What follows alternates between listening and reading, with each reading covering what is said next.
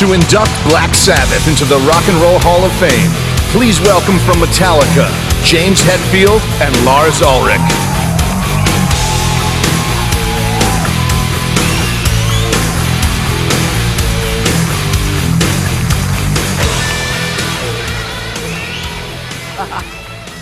Wow. Good evening. Good evening. Let me start off by saying that if I'm doing my math right, we are here to celebrate Black Sabbath tonight, a decade or so late.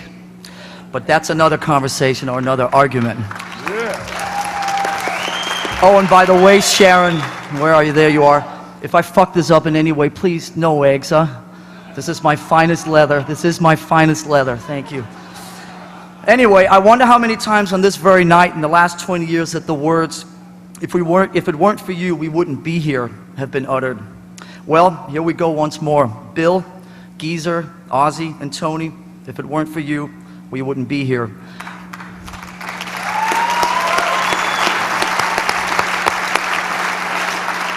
Obviously, if there was no Black Sabbath, there would be no Metallica. And if there was no Black Sabbath, hard rock and heavy metal, as we know it today, would look, sound, and be shaped very, very differently.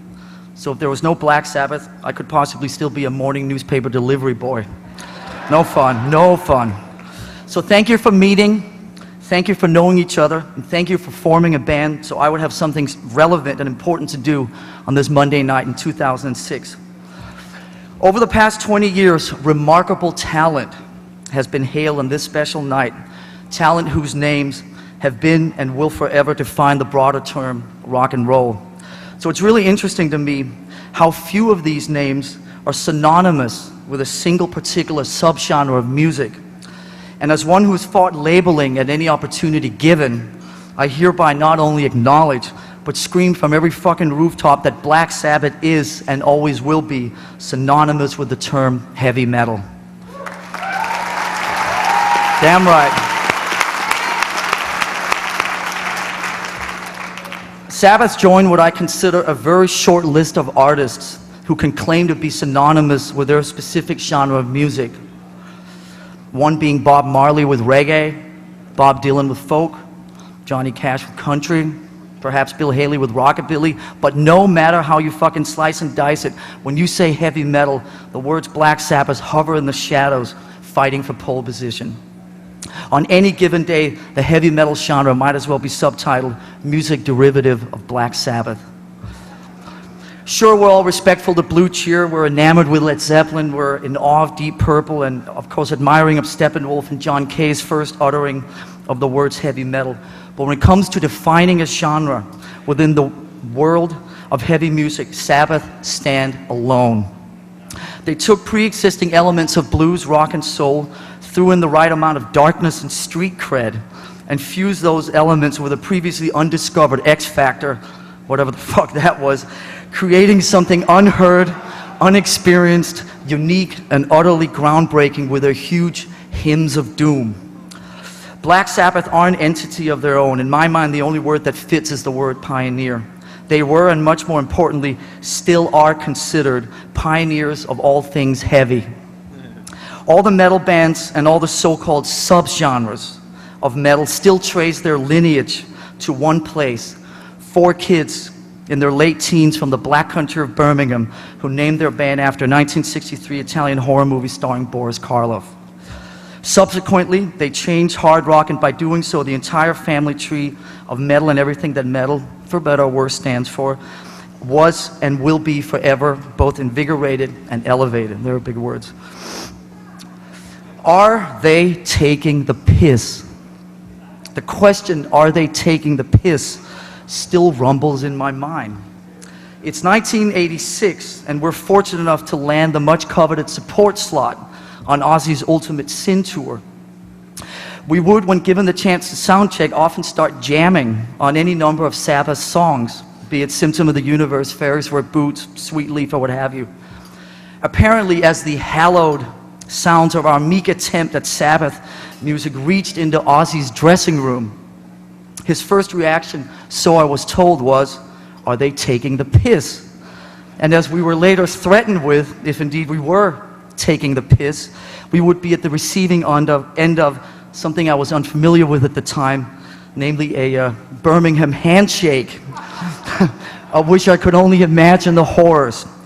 So I can now answer Ozzy's question in person, face to face. No, Ozzy, we weren't taking the piss. We were just four snot-nosed kids on our first go-around in the big leagues, hoping that one of the key people, that would be you, Ozzy, responsible for bringing us to that sound check, to that stage, on that tour, would honor us in a moment of the planet spontaneously aligning by joining us on stage and singing the words to the music, the very music that forever changed our lives, the music that was directly responsible for us not only being at that sound check on that stage, on that tour, but also the very music that is directly responsible for us being here tonight, celebrating your triumphs.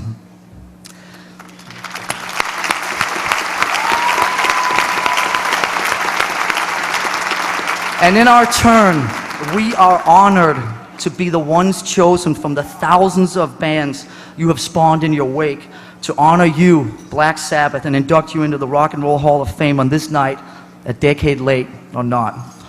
And with that, Bill, Geezer, Ozzy, and Tony, I salute you with much love, respect, appreciation, and gratitude. Thank you.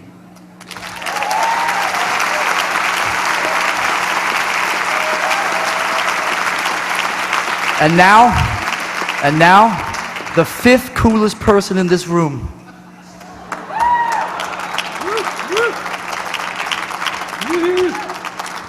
That was good. Thank you. You did good. You should see all the bits I left on the floor. It's hard to keep it short, I know. All right.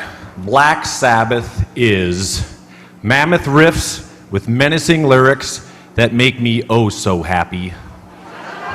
That was going to be my speech, and that was it. But Springsteen kind of upped the ante last year. I'll go a little deeper. Picture a 9-year-old boy, quiet, well-behaved on the outside, but on the inside, boiling and dying for life to burst open with any sort of stimulation. And the discovery of music was what was to burst it wide open. But not just any music. This was more than just music, a powerful, loud, heavy sound that moved his soul. You see, this timid 9-year-old constantly raided his roommate/older brother's record collection, and going against his older brother's wishes, played those off-limit records on the forbidden record player. And out of all the records he could have worn out, there was no other choice. The very moment he saw their earliest album cover, he knew they were going to offer him a different kind of ride. He was drawn to them like a magnet to metal. That's pretty lame, yes. Okay, I'll try again. More like a shy boy to his own loud voice.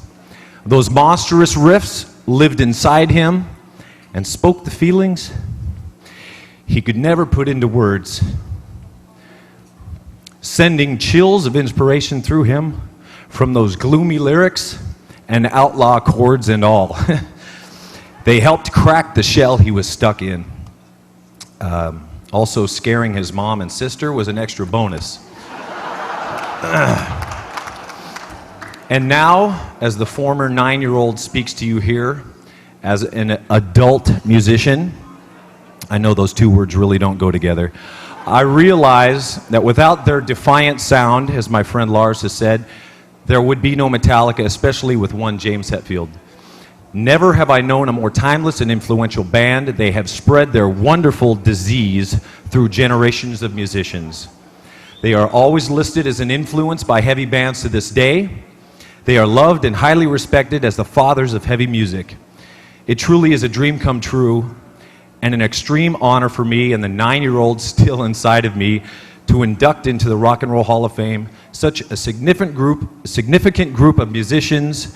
And in the words of our fearless leader, Ozzy Osbourne, let's go fucking crazy! Here is Black Sabbath.